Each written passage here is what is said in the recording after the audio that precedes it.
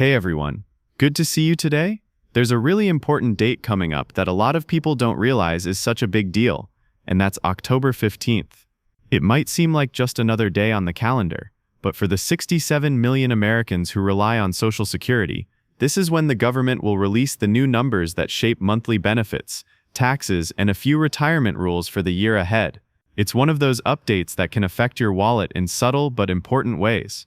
Early estimates suggest this year's cost of living adjustment could add around $54 a month to the average retiree's check, which sounds nice until you remember that Medicare premiums are expected to climb again.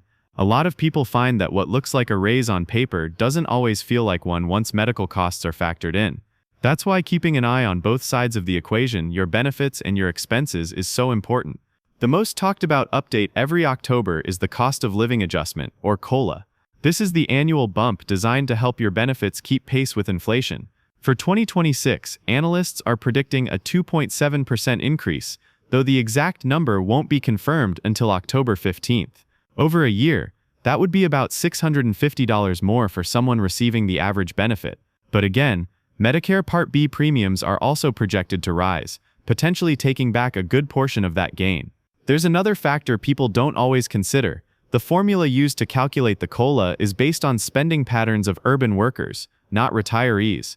That means the index doesn't always reflect the higher healthcare, housing, and utility costs older adults face.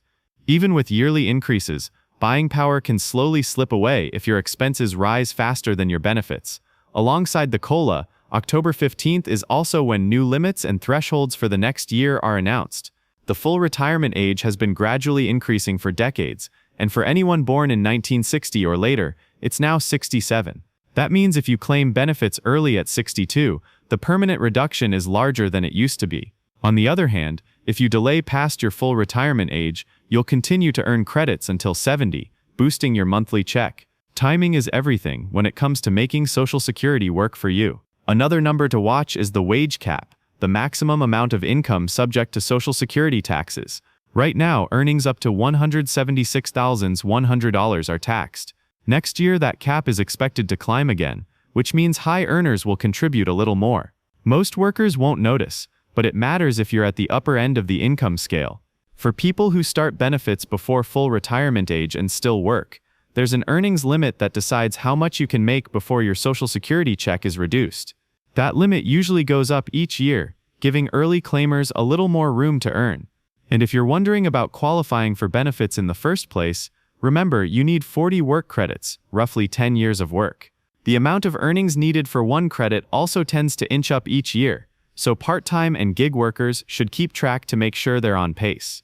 All of this sits against the bigger backdrop of the Social Security Trust Fund. Current reports show that without changes, reserves could be depleted in about 8 years. That doesn't mean Social Security disappears. Payroll taxes will still fund most of it, but benefits might have to be reduced if Congress doesn't act. It's one of the reasons people talk about long-term reforms, whether through tax adjustments, benefit formulas, or a mix of both. So what can you do as October 15th approaches? First, check the official Social Security website or your online account once the new numbers are released. Compare the increase to your Medicare costs, your tax situation, and your retirement timeline.